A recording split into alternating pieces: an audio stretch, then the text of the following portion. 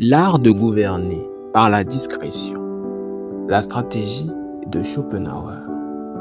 L'idée que gouverner les autres est un art n'est pas nouvelle.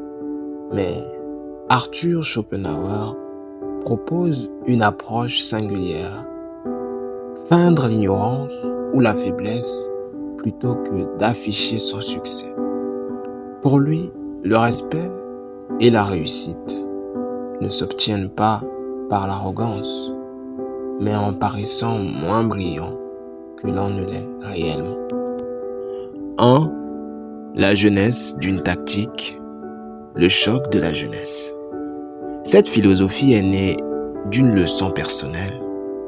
À 19 ans, la mère de Schopenhauer lui adressa une lettre cinglante, critiquant son besoin constant de prouver sa supériorité intellectuelle. Elle lui expliqua que son intelligence, bien que réelle, devenait inutile dès lors qu'elle servait uniquement à écraser les autres.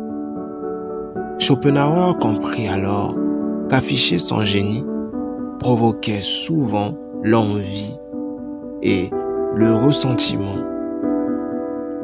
Sa solution, créer un avantage stratégique en cachant ses capacités. 2.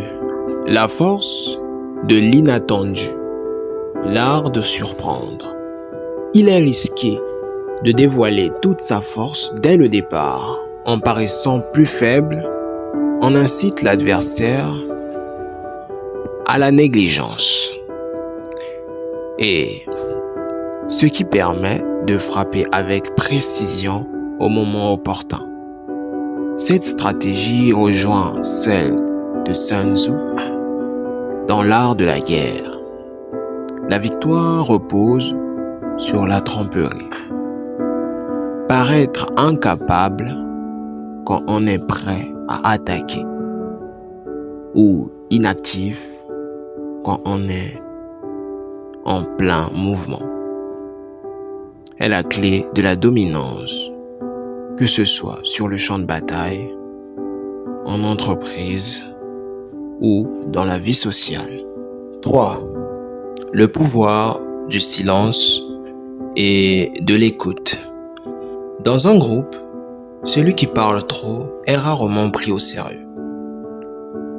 La véritable sagesse consiste à savoir quand intervenir.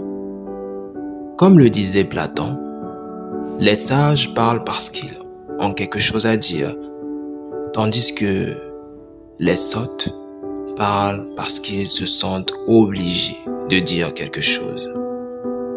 L'avantage de l'écoute, en écoutant, vous collectez des informations précieuses.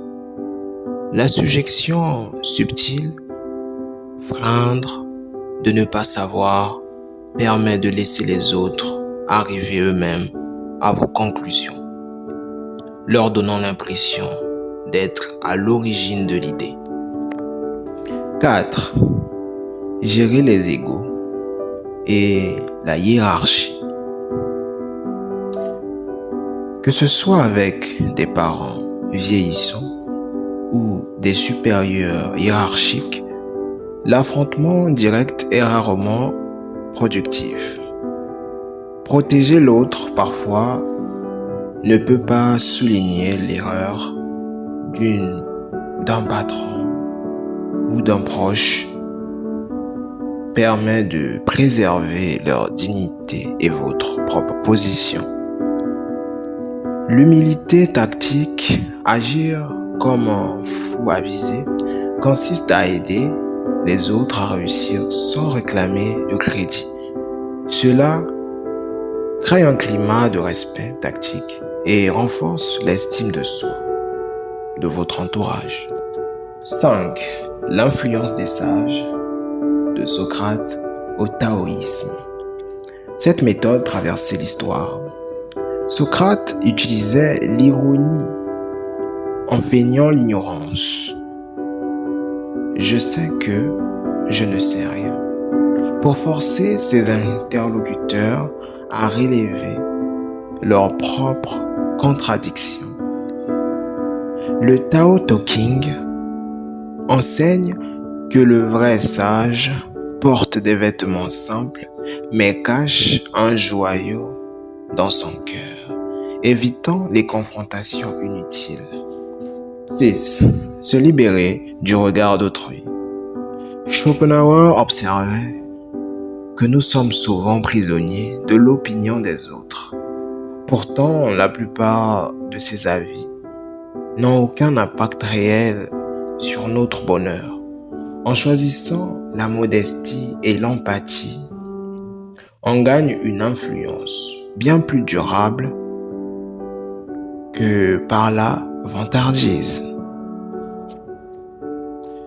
Comme le disait Frank Lucas, celui qui fait le plus de bruit est souvent le plus faible. La véritable puissance réside dans la retenue. En agissant comme si vos succès étaient naturels et sans effort, vous captivez davantage votre entourage qu'en affichant votre supériorité.